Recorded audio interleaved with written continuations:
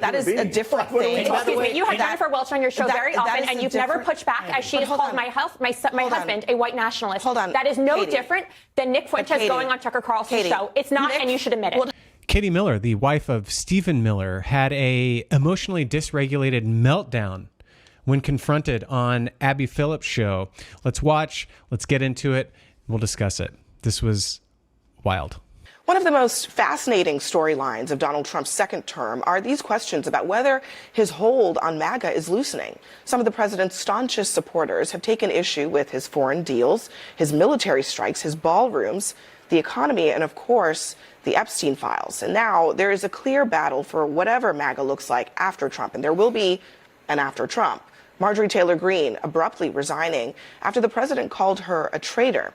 And there are warnings that even more Republicans will follow over the way the White House has been treating them lately. It's also prevalent in MAGA media, most recently over Tucker Carlson's interview with Holocaust denier Nick Fuentes, which Trump later defended. And Carlson doesn't mince words about the party itself.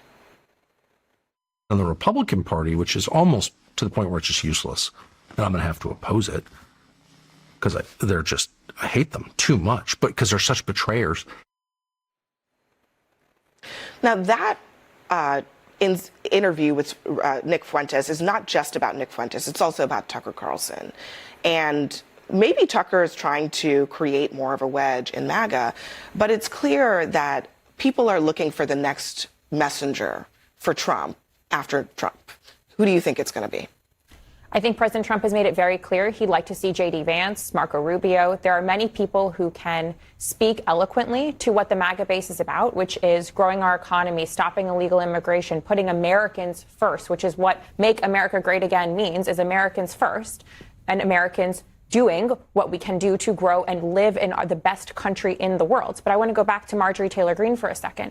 Just because she left the party isn't indicative of some larger MAGA revolt and President Trump's grasp on the MAGA movement. She is someone who blew up his phone multiple times a day, acting like she was the center of the universe and main character syndrome, when in reality, President Trump's job is not member maintenance and dealing with a specific member of Congress. He is the leader of the free world who has a lot more on his plate than returning Marjorie Taylor Greene's calls back every 5 minutes. But it's not just her, right? I mean, there are also other Republicans. Here's a quote in Punch Bowl.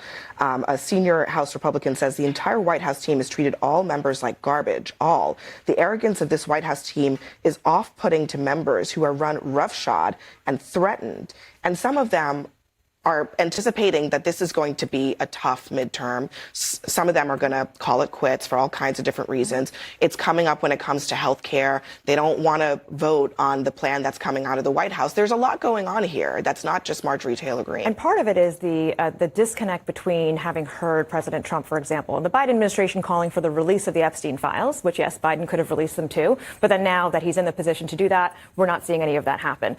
It's this, right, but they're not being released. So the challenge that I see is that when someone like Marjorie Taylor, they have 30 days. Yeah, well, Marjorie Taylor Greene, who was so leaning in hard on the MAGA movement, everything from Epstein files to the disconnect between working class and elites and every conspiracy theory you could possibly find. And she was leaning in hard. To lose her is a suggestion that you're losing many other people who were part of that movement. When you have people who work in the FBI threatening to resign because they feel that this core MAGA issue was mishandled, that's a challenge in your coalition. Now, what we don't hear is President Trump saying, like Tucker Carlson, saying that he wants to either take over the entire Republican Party, reshape it in his image. So what is the message from this president that now brings this coalition back together now that it's fracturing? So can we just go to the data, CNN's own data, from our own data analyst Harry Hinton? President Trump has an 87% approval rating among Republicans, which is higher than Barack Obama's approval rating among Democrats at this point in his term, higher than where George W. Bush was in his term. He is the strongest, for his own party, strongest president at this point in his second term in the modern era. That's number one. Number two, Marjorie Taylor Greene, I think, had a falling out with the president over politics. He showed her a poll that said she couldn't win statewide in Georgia. That's exactly she got mad. She got mad. And by the way, she stands with a group of isolationists who just happen to disagree with the president over, say, taking away Iran's nuclear weapons and some other issues. That's fine. He's the president. She's not. And if you want to talk about whether the president has a hold on his party or whether he's a lame duck, I'll just submit that when he withdrew his endorsement of Green, she lasted a week and then had to resign from Congress. That's not weakness. That is a couple things about that, Scott, because first of all, I think you understand that a lot of Trump's MAGA base is not just people who are registered Republicans. A lot of them are people who are new to the system. And I think that many of those, the problem for Republicans, just like it was this past November when they lost, was that getting those people to come back out of the woodwork is part of the issue. They come out for Trump. They don't come out for anyone else. But the second thing, I do wonder if this issue of the isolationism that Marjorie Taylor Greene and maybe the Tucker Carlson espouse is part of the problem here, because Trump attracted them into the party because he kind of seemed isolationist at times. But now everybody is wondering, is that really what he is? I mean, I think some of the ideological confusion is part of the story here. It is very hard to see how you can give $40 billion to Argentina. We didn't give them. We did a currency for their soybean and we made a profit on it. But you gave them 20. And then say that Europe is a problem and they're not doing enough, and that Ukraine, everything should resolve itself. I don't think it's Marjorie Taylor Greene's fault that she thought that Trump was an isolationist. No, actually, I think part of the problem is that Trump's vision for politics is whatever Trump wants. No, and all of those other people, but Scott, there are isolationists in the MAGA tent. What happens to them? Do they just go away? Do they just go away? Look, here's the deal. A lot of people tried to ascribe their own personal views to Trump, and they tried to, I guess, influence him into their own personal views or make their personal views stick to him. He has actually, on the issue of Iran, shown extreme moral clarity about this for decades. He has always said they cannot be allowed to have a nuclear weapon. In his first term, he fired cruise missiles into Syria. We took out Soleimani. Trump has never been an isolationist, and anybody walking around in 2025 who thinks that he is being willfully blind or just stupid. He has been for smart engagement. He's not for adventurism, but he's been for smart engagement since he came on the national scene. Steve Bannon said to Axios, Trump knows his movement's base better than anyone, but a lot of his base feels that he's spending too much time on Palestine and not enough on East Palestine, Ohio. So listen, the fact is that Donald Trump doesn't have politics, and I'm tired of people ascribing a politic to Donald Trump. He has interests, and most of those interests revolve around himself. And I think people realize that Donald Trump is very transactional. And at the end of the day, the transactions that Donald Trump makes usually benefit in some way his worldview, himself, his family, his politic. That's first and foremost. And the thing that bothers me the most is that people think, for example, that MAGA, I know you mentioned Marco Rubio and J.D. Vance. MAGA's like, it's Ticketmaster. It's non-transferable. If J.D. Vance or Marco Rubio think they're about to inherit the MAGA base, there's nothing about J.D. Vance. And let me put a bow on this. One more thing. Because what they don't realize is that even a part of this MAGA base, the fact that we're even mentioning Nick Fuentes, he's 4'11", he's misogynistic, and he's anti-Semitic, but yet he's somebody who has the pulse of the Republican base right now. They need to excise him. That's absolutely Nick false. does not have the pulse of the Republican base. It's what Democrats want to say to divide the Republican base when that isn't true. But I want to go back to something really quick. Tucker Carlson was just bowing in front of him. Tucker Carlson hosted him on his show. He did not bow, nor did he kneel. But you mentioned you mentioned J.D. Vance, and he also did not denounce Tucker for hosting Correct. Nick Fuentes. What are we talking about? So what does it say that Vance didn't feel like part of what if he wants to lead the Republican Party, part of what he has to do is to police the boundaries of what's acceptable and what's not, and not say, hey, Tucker, unacceptable. Don't do that. It's not up to you or myself to police speech in our country. I mean, shouldn't it be up to J.D. Vance to say this is not part of our movement? Are you okay? Are you okay with Nick Fuentes? Here we go. I'm a Jew. Do you want to go there? And let's say this. Yeah, I just asked the question. Was yes or no? Yes, I'm okay. If Nick Fuentes wants to be able to speak freely in our country, he has every right to do so. Do I agree with his views? Do I think that they should become mainstream in our country? Yes or no question. Absolutely not. Oh no, here we go. You can feel the inevitable blow up coming from Katie Miller. I really want to go back to this for 1 second. But this isn't about whether he can speak freely. It's about whether someone like Tucker Carlson, who is a very powerful force in the conservative movement. You host people on your show all the time who call my husband and myself a Nazi. So how is that any different from Tucker Carlson going on Nick Fuentes having Tucker Carlson on his show? It's not different. He's actually anti-Semitic. He's anti-Semite. a Hitler admirer. Nick Fuentes is actually a Hitler admirer. But he literally is not a good That is human a being. different thing. Excuse me, you have Jennifer Welch on your show very often, and you've never pushed back as she has called my husband a white nationalist. Hold on. That is no different than Nick Fuentes going on Tucker Carlson's show. It's not, and you should admit it. Inviting her to defend her authoritarian husband while discussing the internal war inside MAGA is too much for this woman to handle. Hold on. How is it anything similar?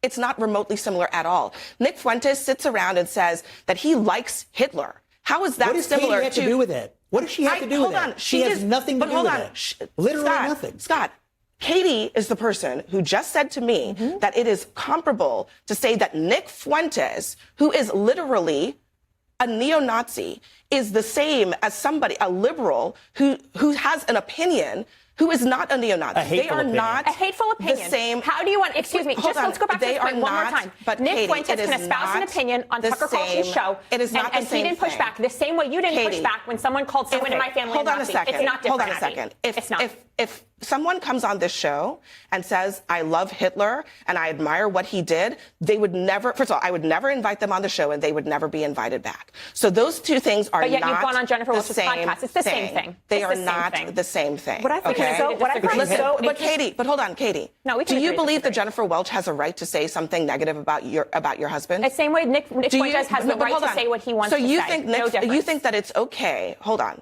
Do you think it is okay for Jennifer Welch? Is she allowed to say something negative about your husband? Absolutely, and it's your job as a moderator then to push back. So that's the first thing. It's the same way you're asking Tucker Carlson to push back against Nick Fuentes. But hold on, Nick Fuentes. Is it not different? Nick Fuentes is espousing. He's not describing someone else as a Nazi. He is saying, I admire Nazis. You don't think that's a different thing? Do you believe my husband's a Nazi? You allow someone on your show to say it. Do you think those things are different or not? I don't think anybody around the same equitable comparison for Nick Fuentes to go on Tucker Carlson's show as you to have people to have on your show. You are making a comparison of two things that are not in any way the same. I acknowledge and listen, when it's people happened more than once, Abby. But hold on. At one point, it's a common occurrence. When people say their opinions, I don't endorse them, but I also am not responsible for their opinions. So doesn't that apply to Tucker Carlson? That is different from a person themselves describing themselves as a hate monger. Is Tucker Carlson responsible for Nick Fuentes' opinions? But hold on a second. I am also not a Republican Party official or a Democrat Party official. Neither is and Tucker so I'm Carlson. asking you about you as a Republican and who you think is the leader of your party, right? Right and now it's President Donald Trump. And I'm asking your opinion. Your opinion, okay?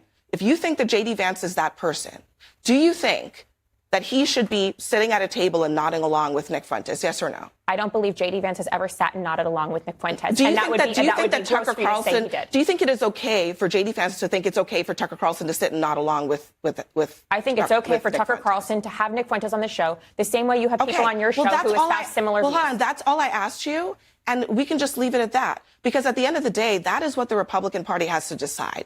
Do they care whether or not someone who has a loud voice in their party is bringing on somebody who is encouraging neo-Nazism? What we just watched was emotional dysregulation. That was not a political discussion. She voluntarily comes on this show, which is a debate show designed specifically for back and forth discourse that's, tense at times. But the moment that anyone challenges an idea that she even associates with her husband, she collapses into this bratty victim. It's like she wants a moderator to play the role of a parent, to intervene against the bully.